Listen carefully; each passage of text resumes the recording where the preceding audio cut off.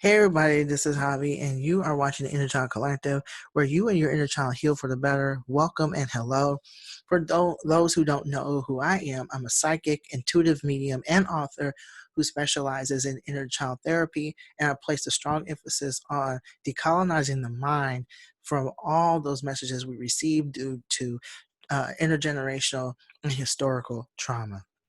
And so if y'all like this video, by all means, let me know. I'm actually, in fact, before I even get started with that, I just want to let you know that this video is for the messages for the inner child, and I'm getting a really strong one as well. So before I get started, though, check out all the other videos on this channel. And if you like it, by all means, subscribe. If you like this video, you can click on that like button or leave a comment. I really appreciate all you're doing for me, nonetheless, when you share your energy with me. And so the energy that I am receiving before I even, I'm just feeling very jumbled. I just feel very jumbled. I feel like a lot of things are going on in my mind.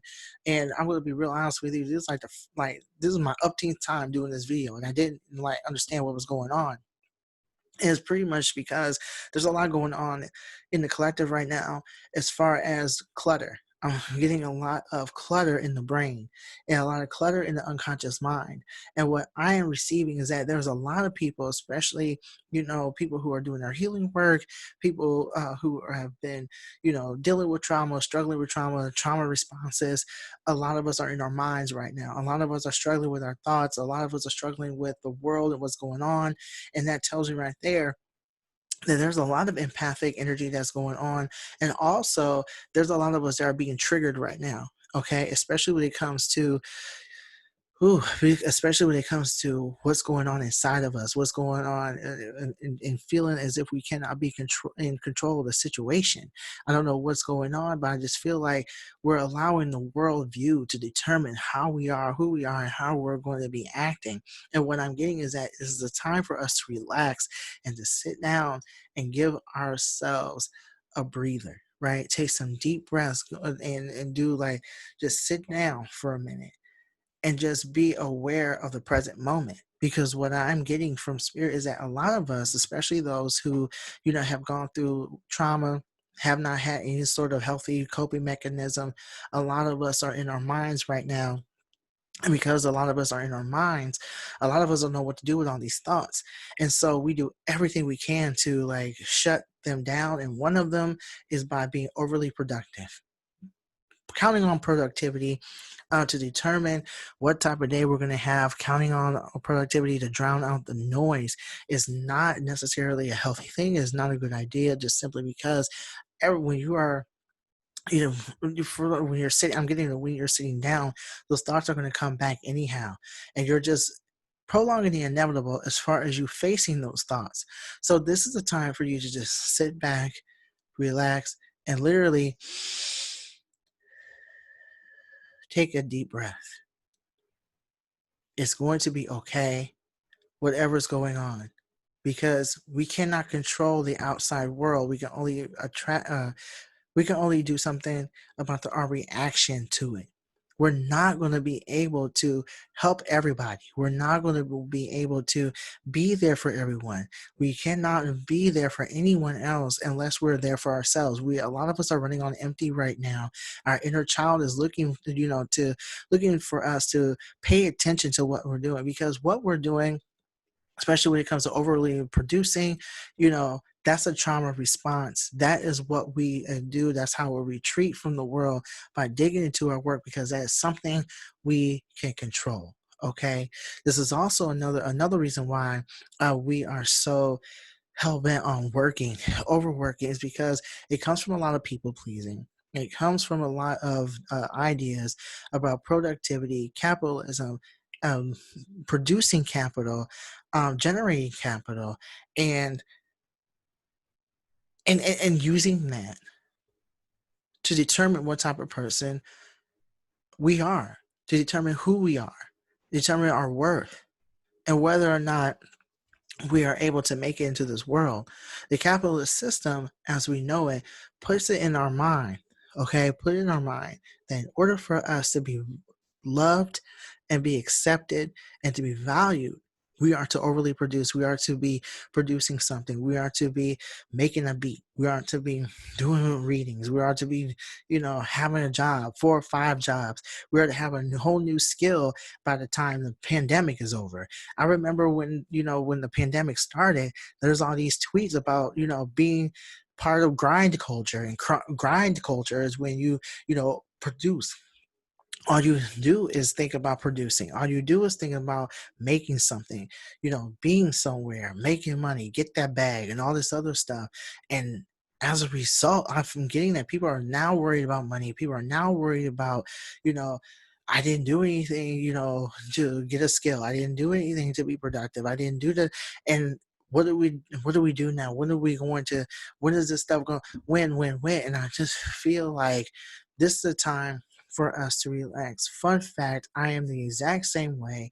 I am very much a Capricorn rising, and and the whole energy stems from me being told as a child that I was not capable of being successful in some way, shape, or form. I was not capable of doing, you know, um, becoming successful in business, successful in school, successful in life. And I internalized those messages to the point where I really felt like if I make it to adulthood, that is something as something of a bit of a surprise, you know what I'm saying?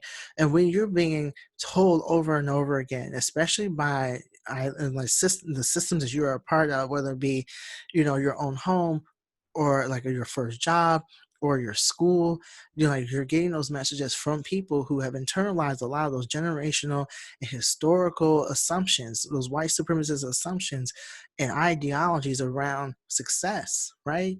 A lot of those folks internalize a lot of those toxic messages, and so did the entire community, and they end up passing that from one generation to the next. Okay.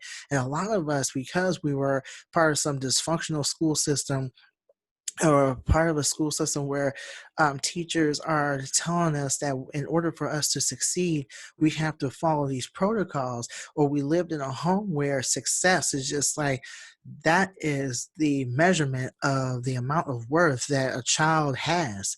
We're going to end up growing up, in a and being part of environments that actually emulate um, a lot of what we have gone through. So what is happening is that we're being told to dismantle those messages by determining for ourselves where they came from. Where do they truly came from or come from? Where do we did we usually where do we initially, not usually, but initially receive those messages that in order for us to be accepted by our peers, accepted by the greater society, people within our immediate environments, caretakers, parents, siblings, friends, when and where do we receive those messages that in order for us to be accepted, we are to be busy all the time, or we are to be working towards some goal all the time. This is a time for us to really start putting ourselves in the position to ask ourselves what is really driving the grind culture or our grind culture behavior or the behavior that comes from that, right? From grind culture. A lot of us are fragmented and frazzled is because we are literally measuring our success, or we're using our success to measure our worth. We're using that to measure our worth. We're using that to measure um, whether or to measure our worth to the point where we feel like, in some cases, we feel like we don't need to be here anymore. This is a time to let that go. And the only way we can let that go is to really like tap into our inner child energy and ask our inner child where we got the message that in order for us to be enough, in order for us to be valued, we are to produce or do something that pleases other people 24 hours a day, 7 days a week through productivity or whatever it looks like. But I'm definitely getting that this is a time for us to sit back and relax, to sit back and be in the present moment. Because there's a lot of us that are just running around being triggered and not even knowing why we're being triggered, right? And so this is the time for us to really look in our, literally be honest with ourselves about where we are going and whether or not we are doing this for ourselves, for the love of what we do, or are we doing this for other people?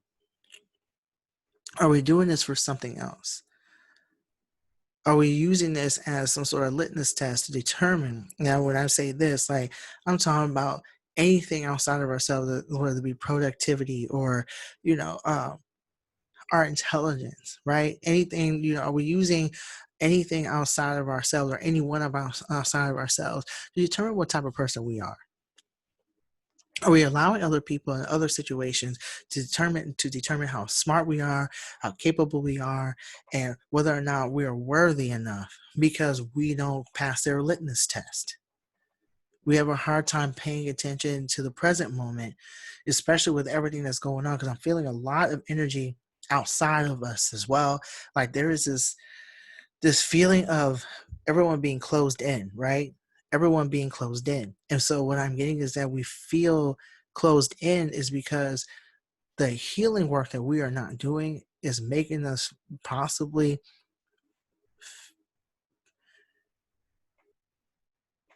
it's making us feel really small. I'm getting it's making us feel really small. And there's a lot of us who felt that way as children.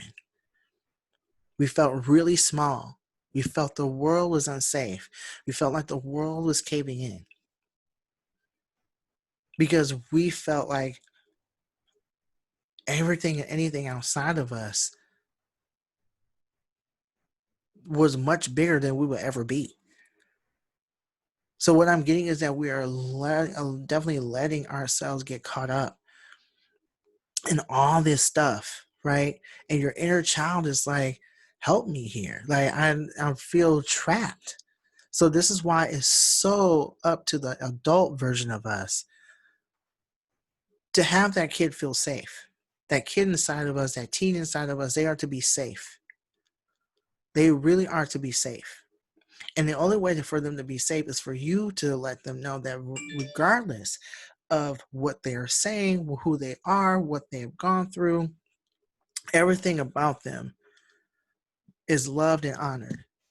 Everything about them is not determined, and how you feel about them is not determined by productivity, their intelligence, their level of intelligence, or what they would like to do with their lives, or so on and so forth. This is the time to let your inner child know that regardless of what others perceive them to be or would like them to be, they are fine the way they are, and they don't have to do anything. They're not required to do anything to prove their worth to you because they simply are lovable for who they are. So that's all I have for today. Um, if you resonate with that message in any way, shape, or form, by all means, let me know in the comments. You can also click the like button. You can also subscribe to the channel so you'll never miss another video. Also, if you're on social media, I'm on there too. I'm recently, I just found TikTok. I'm on TikTok as well as the Inner Child Collective. You can also find me on Twitter, Facebook, and Instagram. I use Instagram more so than not, but you'll definitely find me on those media, social media sites. If you would like to have a more in-depth inner child reading, you can go ahead and click on one of the links in the descriptions, the Calendarly link. Also, if you work with Nikila Asha, who's my spiritual mentor, you met me through her. I'm also the resident psychic and intuitive medium on there. You can go ahead and click on that link right there to book an appointment through her channels as well. So thank you so much, so very much, for watching this video and allowing me to share my energy with you and vice versa. Like I really love what I do here. So Tonight, I am going to be reading a bedtime story. Don't know what the bedtime story is, so I will definitely keep y'all posted. 8 o'clock Eastern Standard Time, I'll be reading a bedtime story live, right? So I'm looking forward to it. Until next time, peace. I'll see you later on tonight.